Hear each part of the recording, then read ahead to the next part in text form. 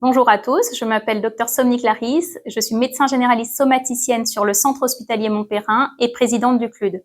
Le but de cette vidéo est de vous présenter le protocole d'évaluation et de prise en charge de la douleur somatique sur le centre hospitalier, dans le but de permettre une meilleure prise en charge de la douleur pour les patients. Pour commencer, je vous rappellerai que le protocole se trouve sur le portail au niveau de la gestion documentaire.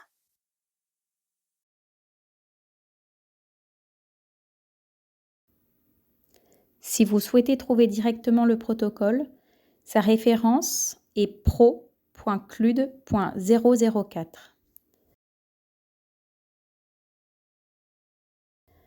Le protocole est divisé en deux grandes parties.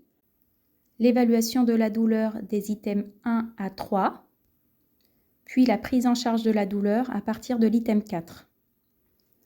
Je vais commencer par vous détailler l'évaluation de la douleur.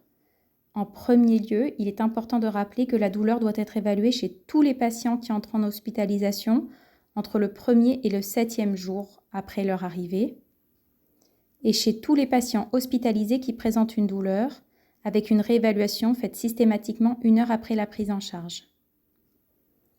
L'évaluation doit toujours être effectuée avec une échelle validée.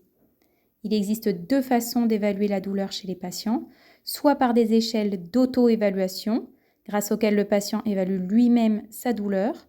Si ce n'est pas possible, des échelles d'hétéro-évaluation peuvent être utilisées. Dans ce cas, le professionnel de santé évalue la douleur du patient. Je vais dans ce tableau vous détailler les échelles choisies par le CLUD parmi celles recommandées par la HAS.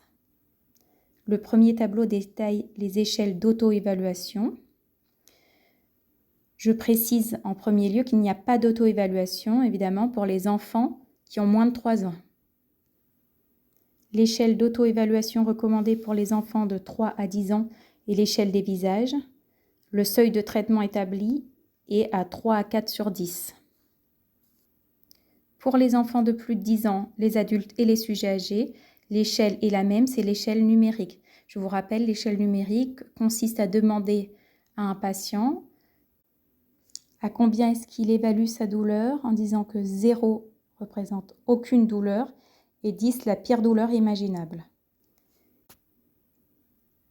Le score est sur 10 pour les adultes et les personnes âgées, sur 4 pour les enfants de plus de 10 ans, avec un seuil de traitement pour les enfants supérieur à 2 sur 4, pour les adultes et les personnes âgées supérieur à 4 sur 10.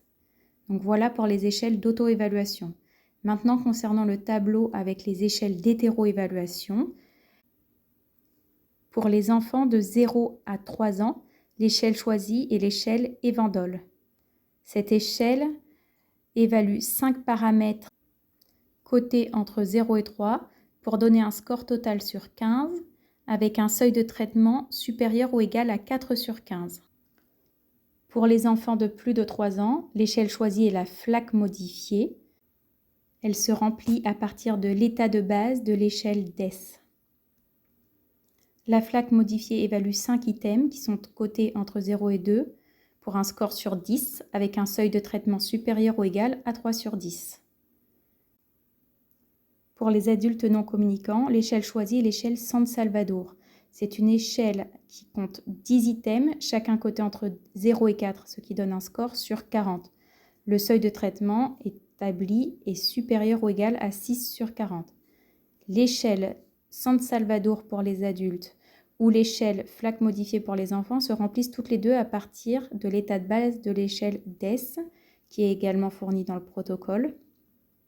Cet état de base correspond à une liste de 10 questions qui sont remplies de façon manuscrite, qui doivent toujours être intégrées dans le dossier du patient lorsqu'on sait qu'il s'agit d'un patient non communicant et qui peuvent permettre à tout soignant qui ne connaissent pas le patient de pouvoir évaluer sa douleur. Il est très important chez un patient non communicant de connaître son état de base et ses modes d'expression. La dernière échelle d'hétéroévaluation est celle choisie pour les sujets âgés. Il s'agit de l'échelle ALGO+. Elle code 5 items oui ou non. Chaque oui vaut un point et l'évaluation se fait sur 5 avec un seuil de traitement supérieur ou égal à 2 sur 5. Vous pouvez donc, grâce à ces deux tableaux, Trouver une échelle d'évaluation adaptée pour tous les patients pris en charge sur le centre hospitalier Montperrin. Toutes les échelles sont en annexe du protocole dans la GDoc. Nous pouvons maintenant détailler la prise en charge de la douleur. En premier lieu, je vous dirais qu'il est nécessaire de prendre en charge toute douleur, qu'elle soit au-dessus ou en dessous du seuil de traitement. Si le score d'évaluation de la douleur est en dessous du traitement, la prise en charge de la douleur peut avoir lieu de façon non médicamenteuse, par exemple par de la relaxation, des exercices de respiration, de la sophrologie.